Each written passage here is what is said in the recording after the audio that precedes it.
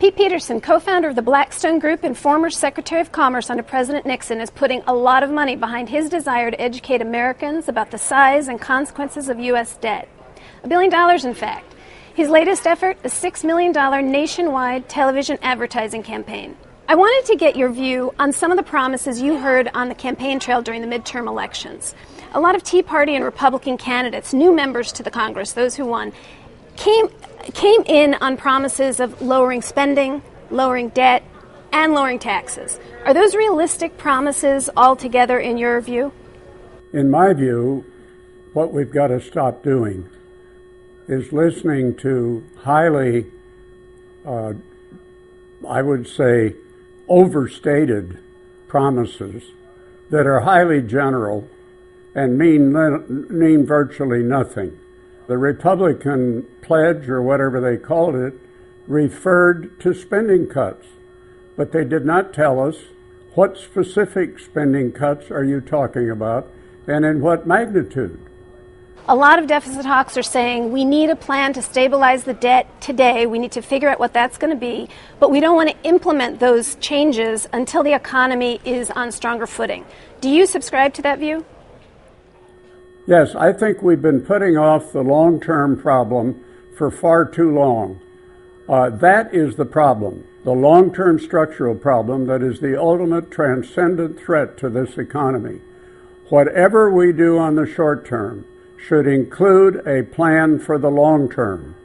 And I think if we keep putting off the long term, we're going to end up with still another crisis.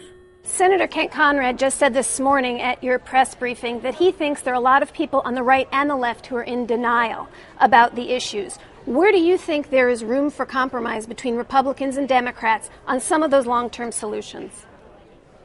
Well, let's take entitlements. Most of my friends on the left that the senator was talking about seem to behave as though any discussion of reforming entitlements is off limits.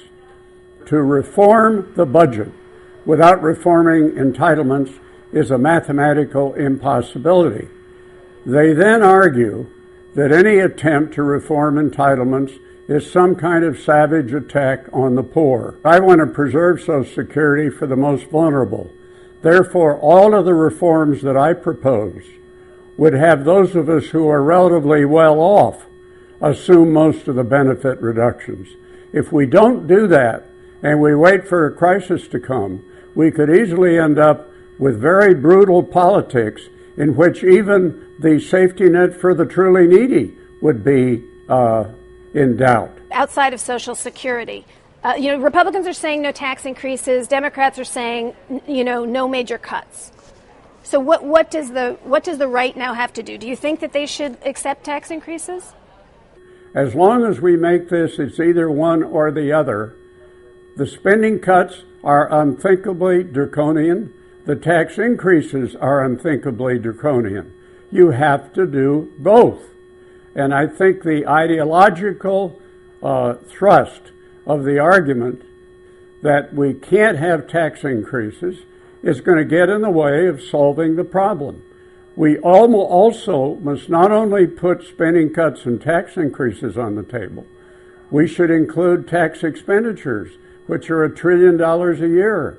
We must include defense, where we spend more than the 14 next countries combined. So I think that the solution has to be everything is on the table.